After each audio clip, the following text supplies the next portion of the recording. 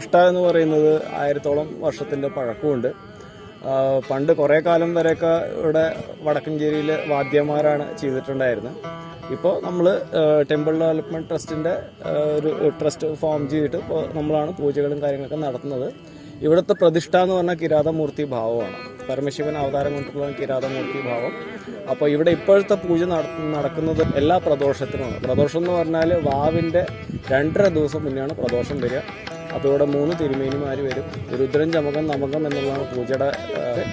അപ്പോൾ ഏകദേശം 1.5 മണിക്കൂറാണ് ഇവിടുത്തെ പൂജ. ദേശവാസികളും സമീപവാസികളും ഇത്രയും ചൈതന്യമുള്ളൊരു സ്ഥലം ഭക്തർക്ക് വേണ്ടിയിട്ട് ഇപ്പോഴാണൊന്ന് സജീവമാണ്.